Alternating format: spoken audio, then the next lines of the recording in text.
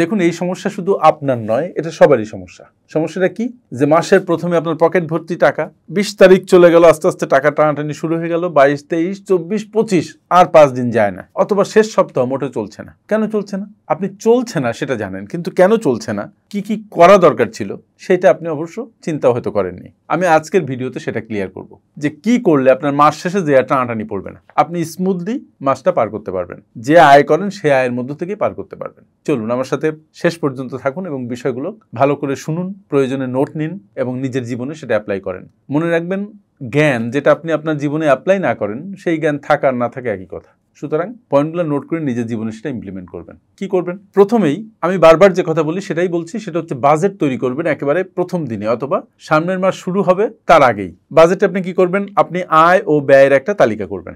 আপনার কোন কোন খাত থেকে আয় হয় এবং কোন কোন খাত থেকে ব্যয় হয় সেগুলো ঠিক করবেন। তারপরে আপনার প্রয়োজনীয় খরচের প্রতি মনোযোগ দিবেন, অপ্রয়োজনীয় খরচকে টাটা বাই বাই বলার চেষ্টা করবেন। মনে রাখতে হবে, বাজেট মানে কিন্তু টাকা আটকে ফেলা না, খরচকে নিয়ন্ত্রণ করা। নাম্বার 2, আপনি 50-30-20 রুল ফলো করবেন। Very easy rule. এটা কারো কারো ক্ষেত্রে একটু এপাশ ওপাশ হতে পারে। আপনার টোটাল আয়ের 20% আগে সেভ করবেন, 50% আপনি ব্যয় করবেন আপনার প্রয়োজনীয় জিনিসের পেছনে, যেটা অবশ্যই আপনার দরকার, বাড়ি ভাড়া, খাবার, বাচ্চার স্কুল, বাবা মায়ের টাকা পয়সা, ট্রান্সপোর্ট কস্ট, এইগুলোর মধ্যে। আর যে 30% থাকলো সেটা মূলত অপ্রয়োজনীয় খরচ, মানে যেটা আপনার জীবনে ভ্যালু অ্যাড করবে কিন্তু না হলেও চলে এরকম জিনিসের পেছনে খরচ করবেন। আপনি যদি এই 30% থেকে কিছু বাঁচাতে পারেন সেটাও আপনি সেভ করবেন।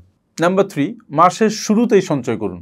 আপনার যখনই বেতনের টাকা অ্যাকাউন্টে ঢুকছে ওই অ্যাকাউন্ট থেকে আপনি সঞ্চয় করে ফেলবেন 10-20%। 50-30-20 রুলে হচ্ছে 20%। আপনার বয়স যদি কম হয় 10% হলে হবে, বয়স বেশি হলে আপনার 20% করতে হবে।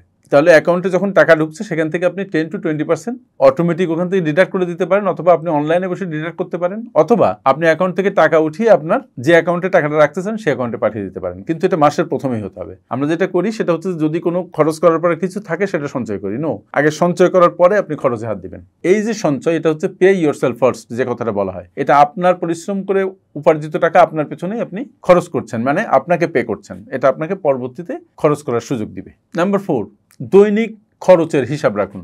আমরা যদি প্রত্যেকদিন জাপানিজদের মতো একটা নোটবুকের মধ্যে আমাদের খরচকে লিখি এবং সন্ধ্যাবেলা দেখি বা সপ্তাহে একদিন রিভিউ করি, তাহলে যেটা হয় সেটা হচ্ছে, হার্ভার্ড বিজনেস রিভিউ বলছে 15-25% খরচ, মাসিক খরচ কমে যায়। তার মানে তখন আপনার ফোকাস থাকে towards expenditure. You can then avoid unnecessary expenses.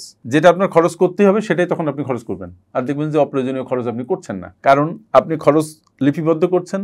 দিন শেষে অথবা সপ্তাহ শেষে প্রত্যেকটা পয়েন্ট আপনি দেখছেন, তখন আপনি বুঝতে পারছেন যে কোন খরচ আপনার করা দরকার, কোন খরচ আপনার না করলেও চলতো। যেটা না করলেও চলতো সেটা পরে করবেন না। আপনার মনের উপরে একটা মনস্তাত্ত্বিক প্রেশার তৈরি হবে, আপনার সাবকনশিয়াস আপনাকে পুশ করবে not to spend more on unnecessary things. Number 5 হচ্ছে অপ্রয়োজনীয় খরচ কমান। আপনার ক্যাফেতে যে খেতে ভালো লাগে, আপনার সপ্তাহে 2-3 দিন রেস্টুরেন্টের মধ্যে খেতে ভালো লাগে, আপনি প্রয়োজনীয় অপ্রয়োজনীয় ক্রেডিট কার্ড চার্জ করে বেশি টাকা দিয়ে জিনিসপত্র কিনেন যেটা হয়তো আপনার লাগবেই না। একটা অস্থির মানসিকতা আছে আমাদের মধ্যে, যেটা আমাদের খরচকে প্রভোগ করে, খরচ করতে আমাদেরকে বাধ্য করে। আমরা ইমোশনালি বায়াসড হই টুয়ার্ডস স্পেন্ডিং। এটাকে ইম্পালসিভ বাইং বলে। ইম্পালসিভ যেগুলো বাইং, সেটা ফুড হোক, ক্লদিং হোক, অন্য যে কোনো প্রয়োজনীয় জিনিস হোক, কোনো এন্টারটেনমেন্টের পেছনে খরচ হোক, এগুলো কিন্তু আসলে আমাদের জীবন থেকে শুধু টাকা পয়সা ছিটিয়ে নিয়ে যায়, মানে টাকা পয়সা বের করে নিয়ে যায়। আমাদের আয় বৃদ্ধি করে না, খরচকে বাড়িয়ে দেয়, সঞ্চয়কে কমিয়ে দেয়। আপনি নিজেই ভালো করে জানেন যে কোনটা অপ্রয়োজনীয় খরচ। আপনি যে কোনো জিনিস কেনার আগে নিজেকে 3টা প্রশ্ন করবেন। নাম্বার 1, আপনার কি এটা দরকার? উত্তর যদি আসে ইয়েস। নাম্বার 2, বলবেন যে আপনার কি এটা সামর্থ্য আছে কেনার? উত্তর হয়তো আসবে ইয়েস আছে। নাম্বার 3, আপনার কি এটা না কিনলে চলে, আপনার কি এটা অল্টারনেটিভ আছে? তখন দেখবেন যে অল্টারনেটিভ আছে, তখন আপনি আর কিনবেন না। এভাবে আপনি অপ্রয়োজনীয় খরচের জাতাকল থেকে বেরিয়ে আসতে পারবেন। নাম্বার 6, ইমার্জেন্সি ফান্ড গঠন করুন। আপনার 1 মাসে চলতে যে পরিমাণ টাকা লাগে সেই টাকাটার হিসাব করুন, যেটা নেসেসারি কস্ট, তাকে আপনি 6 দিয়ে গুণ করুন, তাহলে 6 মাসের একটা ইমার্জেন্সি ফান্ড হবে। এই ইমার্জেন্সি ফান্ড 6 মাস থেকে 1 বছরের একটা ফান্ড আপনি এক জায়গায় করবেন। এটা 1 মাসে পারবেন না, প্রতি মাসে একটু একটু করে সঞ্চয় করে এটা এক জায়গায় করে এমন একটা অ্যাকাউন্টে রাখবেন যেখান থেকে আপনি ইজিলি উইথড্র করতে পারেন যদি আপনি বিপদে পড়েন। আপনারা ইতিমধ্যে জানেন what emergency fund is. So build an emergency fund and নিরাপদে থাকুন। যখন আপনি বিপদে পড়বেন, অসুস্থ হয়ে যাবেন, চাকরি থাকবে না, বেতন বন্ধ হয়ে যাবে, এরকম বিপদে আপনি এই টাকাটা খরচ করবেন। পরবর্তীতে আবার যখন বিপদ কেটে যাবে এই টাকাটা আবার ভরে রাখবেন। এমার্জেন্সি ফান্ড আমাদের বর্ষাকালে ছাতার মতো, বিপদে রক্ষা কবচের মতো। নাম্বার 7, অ্যান্ড ভেরি ইম্পর্টেন্ট, সেটা হচ্ছে ক্রেডিট কার্ড ব্যবহারে সচেতন হন। ক্রেডিট কার্ড সবচেয়ে বেশি আমাদের অপ্রয়োজনীয় খরচে উদ্বুদ্ধ করে এবং বেশি ইন্টারেস্ট চার্জ করে। এটা সব চার্জ অনেক, নর্মালি এটা 18-20% তারা বলবে, কিন্তু যদি you calculate in a proper manner তাহলে দেখবেন যে 38-40% হয়ে যাচ্ছে সবকিছু মিলে, চার্জ যদি ধরেন, ইন্স্যুরেন্স কস্ট ধরেন, তাহলে এটা ডেঞ্জারাস। এবং যে মিনিমাম পেমেন্ট আমাদেরকে পে করতে বলে ক্রেডিট কার্ড কোম্পানিগুলো, ব্যাঙ্কগুলো, ওটা যদি আপনি পেমেন্ট করেন সারা জীবনে আপনার ক্রেডিট কার্ডের ঋণ পরিশোধ হবে না। তারা এইভাবে ফর্মুলেট করে। এবং ক্রেডিট কার্ড যারা বিক্রি করে তাদের কাছে যারা ডিফল্টেড ক্লায়েন্ট তারা হচ্ছে সবচেয়ে প্রিমিয়াম কাস্টমার। তো আপনি ক্রেডিট কার্ড ব্যবহারে খুবই সতর্ক থাকবেন। ক্রেডিট কার্ড প্রথম ব্যবহার করলে যে 40-45 দিনের একটা টাইম থাকে যে সে সময় ইন্টারেস্ট চার্জ করবে না, এর মধ্যে পুরোটা পরিশোধ করার চেষ্টা করবেন, কিন্তু অধিকাংশ ক্ষেত্রে সেটা খুবই কঠিন। এই জন্য এই ঋণটা সহজ, এই সহজ ঋণ আমাদের সবচেয়ে বেশি ক্ষতি করে।